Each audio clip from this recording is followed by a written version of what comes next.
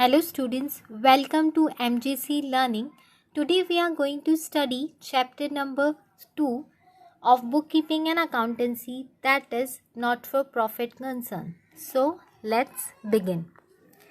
In the previous video, that is our introduction video of NOP, that is not for profit concern, उसमें हमने already we have learned the meaning of NOP. Okay students, and question कैसे आपको पूछा जाएगा, तो question में they are gonna give you receipt and payment account, जैसे I have shown you with the help of this data with the table. ठीक है, आपको मैंने स्टेटमेंट बना के दिखाई है कि वो रिसिप्ट एंड पेमेंट स्टेटमेंट कैसे होगा. उसका जो नेचर है दैट इज़ रियल अकाउंट, और वो very similar to cash book जो आपने लास्ट ईयर बनाया था, कैश बुक से रिलेट करता है.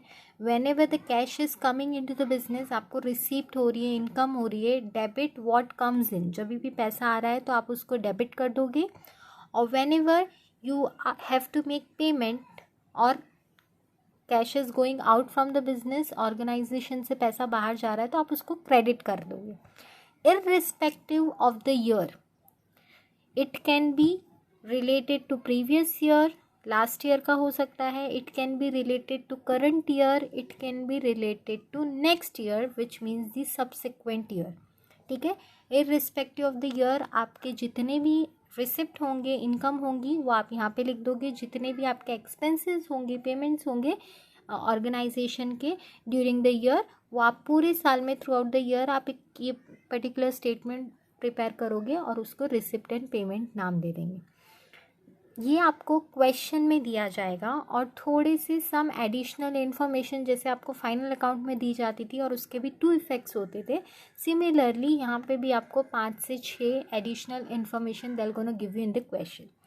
क्लियर स्टूडेंट्स, क्वेश्चन समझ में आ गया है कि क्वेश्चन कैसे आने वाला है, और जो रिसिप्ट एंड पेमेंट स्टेटमेंट है वो कैसे उन्होंने throughout the year prepare किया है, वो भी हम ऑलरेडी सीख चुके हैं. Now move to the income and expenditure account. हमें आंसर में बनाना है income and expenditure account and balance sheet. Balance sheet already we have learn how to make it, we have already made it, हमने बनाया भी हुआ है, हमें आता भी है.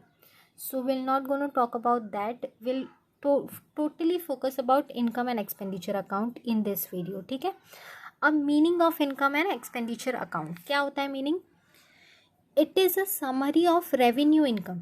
रेवेन्यू इनकम विच मीन्स कि day to day income, daily की जो आपकी इनकम होती है वो, एंड रेवेन्यू एक्सपेंडिचर जो आपको डे टू डे लाइफ में ऑर्गेनाइजेशन को रन करने के लिए रेगुलर बेसिस पे जो एक्सपेंसेस रिक्वायर्ड होते हैं of a particular period. Of a particular period मतलब for a period of specific, मतलब 1 ईयर के पीरियड की ड्यूरेशन की बात हो रही है, फाइनेंशियल ईयर की बात हो रही है. It is a summary to, it is similar to profit and loss account. ये किससे सिमिलर है? It is very similar to profit and loss account. जैसे आपने same profit and loss account बनाया था, सिमिलर आपका इनकम एंड एक्सपेंडिचर अकाउंट बनेगा, कोई भी उसमें डिफरेंस आने वाले नहीं है.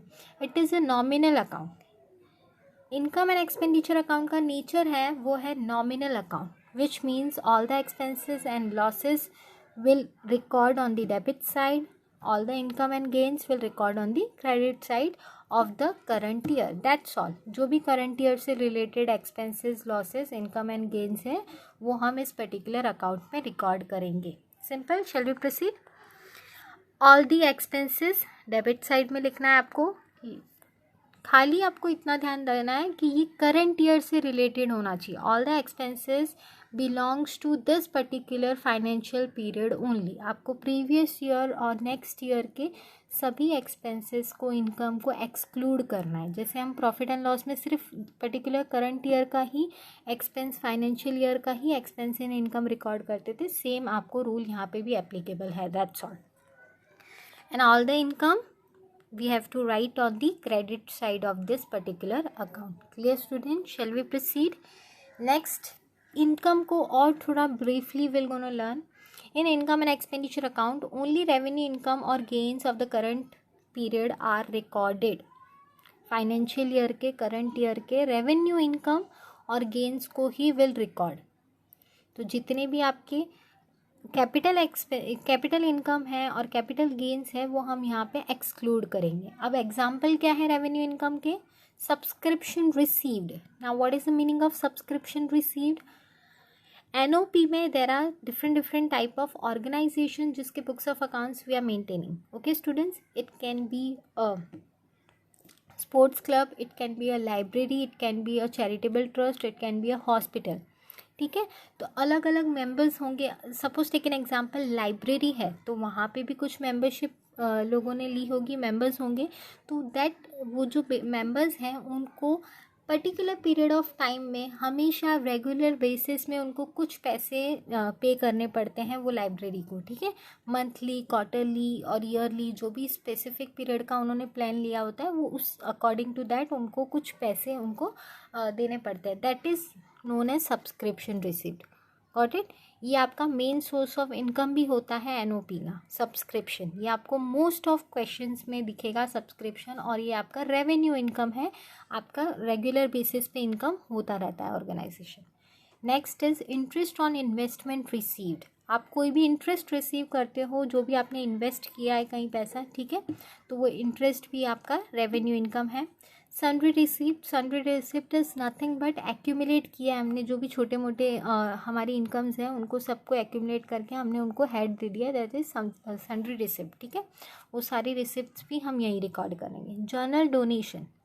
नाउ डोनेशन, जब भी डोनेशन के आगे पीछे आपको इन्फॉर्मेशन में दिया है जर्नल डोनेशन, विच मीन्स कि ये डोनेशन आप फ्रीली कहीं भी ऑर्गेनाइजेशन में यूज़ कर सकते हो, तो हम इसे रेवेन्यू इनकम ट्रीट करेंगे। जैसे ही वर्ड दे दिया गया स्पेसिफिक डोनेशन, तो वो स्पेसिफिक काम के लिए ही यूज़ होगा, हम उसे जर्नली यूज़ नहीं कर सकते हैं, तो वो कैपिटल लायबिलिटी में चला जाएगा।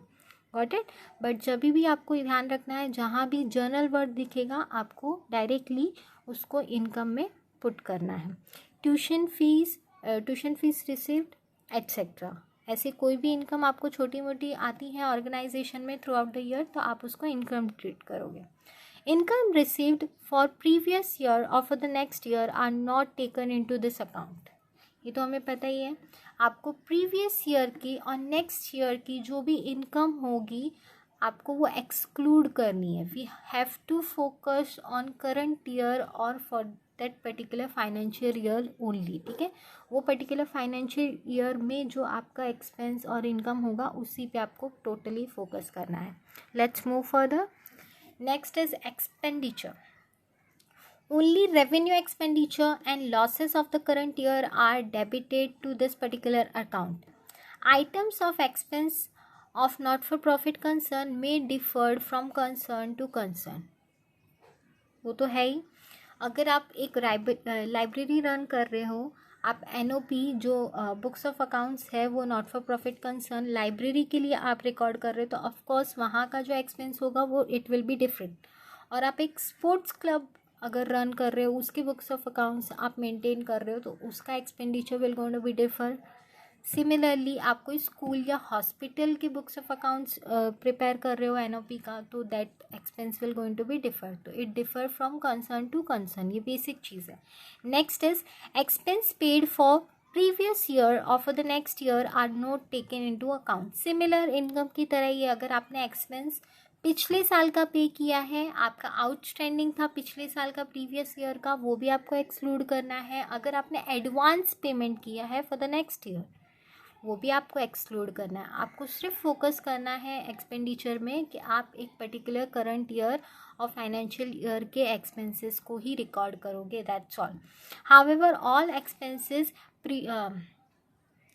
pretending to current year, whether currently paid or not paid during the previous year or current year, are taken into account, which means students, इसका basic meaning है, सेकेंड पॉइंट है हमारा, कि अगर आपने इस साल का खर्चा, इस साल का एक्सपेंस प्रीवियस ईयर में एडवांस में पे करके रखा था, ठीक है, तो भी आपको इस साल वो ऐड करना पड़ेगा। Why? Because it is related to, it belongs to this particular year. भले ही आपने पिछले साल पे कर दिया, एडवांस में पे कर दिया, बट आपको इस साल में शो करना पड़ेगा, उसको ऐड करना पड़ेगा। सिमिलरली इस साल का कुछ खर्चा, कुछ एक्सपेंस आउटस्टैंडिंग है, बाकी है, आपको देना बाकी है, आपने दिया नहीं है, that is known as outstanding of the current year. Outstanding expense, तो भी उसको आपको इस पर्टिकुलर एक्सपेंस में ऐड करना है, क्योंकि आपको एक पूरे ईयर का डेटा शो करना है complete. Either it is paid, last year पे किया है तो भी उसको ऐड करना, अगर आउटस्टैंडिंग है देना बाकी है तो भी आपको ऐड करके एक पूरा 1 साल का 12 मंथ्स का आपको data clearly income and expenditure account में शो करना है। Let's move further. Features of income and expenditure account. Some of the features we have written over here, just read it out. Income and expenditure account is a nominal account. Nature of this particular account कैसा है? Nominal account है, सारे ही expenses and losses will going to be debited और जितने भी income and gains होंगे उनको हम credit करेंगे. Simple. This account records only revenue, expense and income of the current year only. ये सारे ही रेवेन्यू एक्सपेंसेस को रिकॉर्ड करता है और रेवेन्यू इनकम को रिकॉर्ड करता है इस पर्टिकुलर ईयर में, और जो कि करंट ईयर से रिलेटेड हो, ना ही प्रीवियस ईयर ना ही नेक्स्ट ईयर, सभी को एक्सक्लूड करना है आपको। It is similar to profit and loss account, ये हम समझ ही गए हैं कि ये very similar to profit and loss account, और आप कह सकते हैं कि उसी का सेकेंड वर्जन है। It is prepared to find out surplus. इससे पहले आपने नेट प्रॉफिट सुना था, अब आप बोलोगे कि मैम सरप्लस क्या है? Surplus is nothing but same similar to net profit, ठीक है। आपको नेट प्रॉफिट कब होता था? जब आपकी इनकम ज़्यादा होती थी, एक्सपेंसेस। सेम यहाँ पे भी है, एक्सेस ऑफ इनकम। आपकी इनकम ज़्यादा है आर एक्सपेंडिचर, आपके एक्सपेंडिचर से आपकी इनकम ज़्यादा होगी तो आपको सरप्लस होगा। जैसे आपको नेट प्रॉफिट होता था, आप क्या लिखते थे? टू नेट प्रॉफिट, वैसे ही सेम आप लिखोगे टू सरप्लस, दैट्स ऑल। और deficit is nothing but your net loss, but यहाँ पे हम कोई proper books of accounts record नहीं कर रहे हैं, हम कोई बिजनेस रन नहीं कर रहे हैं, that's why will not call it as a net loss. हम यहाँ पे उसको बोलेंगे डिफिसिट। डिफिसिट क्या होता है? एक्सेस ऑफ एक्सपेंडिचर, आपके एक्सपेंडिचर ज़्यादा है आपकी इनकम से, तो आपको डिफिसिट होगा, और ये हम लिखेंगे क्रेडिट साइड में, जैसे नेट लॉस लिखते थे वैसे ही, by deficit, that's all. It has no opening balance, यहाँ पे कोई भी ओपनिंग बैलेंस नहीं होने वाला है, तो एक काम आपका और कम हो गया। नेक्स्ट इज सरप्लस और deficit is transfer to capital fund. Same जैसे आप नेट प्रॉफिट और नेट लॉस को कैपिटल में ऐड करते थे, अगर आपको नेट प्रॉफिट हुआ तो कैपिटल में आप क्या करते थे students? We need to add to that capital. और नेट लॉस हुआ तो आपको कैपिटल में लेस करना पड़ता था। सिमिलरली अगर आपको सरप्लस होता है तो यहाँ पे कैपिटल फंड में ऐड कर दोगे, और अगर डिफिसिट आता है, आपको लॉस हो जाता है, तो आप कैपिटल फंड में लेस कर दोगे, simply that's all. It records all cash items as well as non cash items which are related to current period, ठीक है। आपको यहाँ पे ये नहीं है कि आपको कैश रिसीव हुआ तो ही आपको वो चीज़ें रिकॉर्ड करनी है, no. Cash item plus non cash item, both the items will include in this particular account. Example के तौर पे I have given you salary paid, आपने सैलरी पे की है, आउटस्टैंडिंग सैलरीज है, पेड डेब्ट्स है, पैसा डूब गया है आपका, डेप्रीसिएशन ऑन फिक्स्ड एसेट, आपको किसी भी पर्टिकुलर एसेट पे आपने डेप्रीसिएशन चार्ज किया, all the expenses you have to include into this particular account के डेबिट साइड में। Clear student? Shall we proceed? Next I have shown you with the help of this table, ठीक है। मैंने एक statement का आपको सिर्फ क्रेडिट साइड शो किया है इनकम, यहाँ पे मैंने all the items I have written. आपने अगर इतनी चीज़ें देख ली, इसके अलावा आपको मोस्टली 90% आपकी चीज़ें 95% कवर अप हो जाएगी, ठीक है। आपको क्वेश्चन में दिया होगा रिसीप्ट, तो रिसीप्ट के कॉलम में आपको पूरे रिसिप्ट के कॉलम को 2 पार्ट्स में डिवाइड करना है। वन, आइदर वो इनकम होगी, और अगर इनकम नहीं होगी तो आपकी लायबिलिटी होगी। सिर्फ 2 ही पार्ट में आपको डिवाइड करना है। आपको देखना है अगर रेवेन्यू इनकम है तो इनकम, और लायबिलिटीज़ आप ऑलरेडी जानते हो कि लायबिलिटीज़ क्या होती है, वी हैव ऑलरेडी स्टडी, ठीक है। तो इनकम का head I have shown you, income का side I have shown you. First we will discuss about subscription received, okay. Subscription is very important student. Subscription almost आपको हर question में दिखेगा। जो भी टोटल सब्सक्रिप्शन रिसीव्ड होगा वो अमाउंट आपको इनर कॉलम में लिखना है। Received for last year, last year का जो रिसीव हुआ है वो हटा दो, एक्सक्लूड कर दो। नेक्स्ट ईयर का हुआ है, एक्सक्लूड कर दो। सिंपल, लास्ट ईयर का हटा दो, नेक्स्ट ईयर का हटा दो। अब ऐड क्या करना है आपको, ऐड करना है लास्ट ईयर आपने रिसीव किया था इस साल का, वो आपको ऐड करना है। लास्ट ईयर आपने रिसीव कर दिया था इस साल का, बट वो इस साल से रिलेटेड था तो वो आपको ऐड करना है। और सेकंड, आपका आउटस्टैंडिंग है इस साल का, कुछ सब्सक्रिप्शन बाकी है, वो आपको ऐड करना है क्योंकि वो इस साल से रिलेटेड है। तो आपको सिर्फ और सिर्फ इस साल की चीज़ें यहाँ पे ऐड करनी है। Next is by rent receive, by interest received, by dividend received, by government grants. But आगे आपको जर्नल दिया है, अगर जर्नल होगा तो इनकम में आएगा, स्पेसिफिक होगा तो लायबिलिटी साइड पे। Ground rent, sundry received, entrance received, entrance fees, admission fees, donation. Donation के भी बाजू में देखो जर्नल लिखा हुआ है, अगर जर्नल होगा तो ही इनकम में आएगा, आइदर आपका जाएगा लाइबिलिटी में। और by profit on sale of asset, अगर आपने कोई पर्टिकुलर एसेट सेल किया और उसकी बुक वैल्यू से आपको ज़्यादा मार्केट वैल्यू मिली, आपको ज़्यादा रिसीव हुआ है, तो ऑब्वियसली आपको प्रॉफिट होगा, और प्रॉफिट को हम इनकम में विल गोनो राइट। और डिफिसिट होता है तो एक डिफिसिट यहाँ पे आने वाला है, excess of expenditure over income, that's all. इसके अलावा आपको और कोई चीज़ें नहीं आएगी। यहाँ पे हमने 95% चीज़ों को रिकॉर्ड कर लिया है, ठीक है। यहाँ पे 95 चीज़ों को हमने देख लिया है, 95%। नेक्स्ट, एक्सपेंडिचर का भी हम डिस्कस करेंगे। क्वेश्चन में आपको दिया होगा पेमेंट कॉलम होगा स्टूडेंट्स क्वेश्चन में। उस पेमेंट कॉलम को आपको दो पार्ट में डिवाइड करना है। एक तो आपका एक्सपेंडिचर होगा, ठीक है, करंट ईयर का आइदर एक्सपेंडिचर होगा और एसेट होगा, बस ये दो चीज़ में ही आपको उसको डिवाइड करना है। और एसेट को आप already are aware of it कि एसेट्स कौन कौन से होते हैं, और हमें ऑलरेडी पता है, हम सीख चुके हैं, तो हमारे लिए ईजी होगा सिंप्लीफाई करना उसको। Let us see the expenditure का लिस्ट जो हमने बनाया है, that is to salary paid. Salary अब सेम जैसे सब्सक्रिप्शन में था, last year next year less कर दो, लास्ट ईयर का हटाना है, नेक्स्ट ईयर का आपको लेस करना है। आउटस्टैंडिंग सैलरी ऐड करना है, और जो आपने लास्ट ईयर इस साल का रिसीव किया था वो आपको ऐड कर देना है, विच मीन्स कि इस साल पर्टिकुलर ईयर से जो रिलेटेड है बस उसको ही रखना है, बाकी प्रीवियस ईयर और subsequent year which means next year का आपको एक्सक्लूड करना है, लेस करना है। सेम सब्सक्रिप्शन, ये एक सिंपल चीज़ आपको समझनी है। Next, to printing and stationery, to rent, to interest received, to interest paid, to wages, to conveyance, to rates and taxes, to insurance premium, to audit fees, to office expenses, to medicine, to telephone, mobile expenses। ये all the expenses आपको ऐसे ही कुछ similar expenses वहाँ पे भी same देखने को मिलेंगे। अब one more thing students, to sports material consume during the year. अब आपको क्वेश्चन के पेमेंट साइड में स्पोर्ट्स मटेरियल दिखाई देगा, ठीक है, स्पोर्ट्स मटेरियल दिखाई देगा। तो आपको देखना है कि क्वेश्चन में प्रीवियस बैलेंस शीट में आपको ओपनिंग बैलेंस है क्या। अगर ओपनिंग बैलेंस है तो that you need to write over here. Opening balance आप पहले लिख दो, opening balance you need to write. उसके बाद आपने जो पेमेंट में खर्चा किया है वो ऐड परचेज और less closing stock. Closing stock आपको एडजस्टमेंट से मिलेगा, तो ये आपका एडजस्टमेंट होगा। आपको फाइनल जो है स्पोर्ट्स मटेरियल का अमाउंट मिल जाएगा एक्सपेंडिचर में, और जो आपका क्लोजिंग स्टॉक होगा वो आपको लायबिलिटीज़ में भी रिकॉर्ड करना है, लायबिलिटीज़ में भी शो करना है, दैट्स ऑल।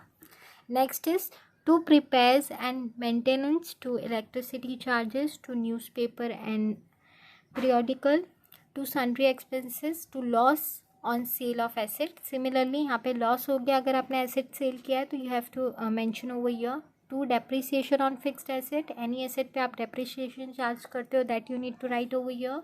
टू सरप्लस, आपको excess of income over expenditure होता है तो that you need to record over here, that's all. डरने की बात नहीं है, when once we gonna start solving the sum तो आपको चीज़ें क्लियर होती जाएंगी, ठीक है स्टूडेंट्स।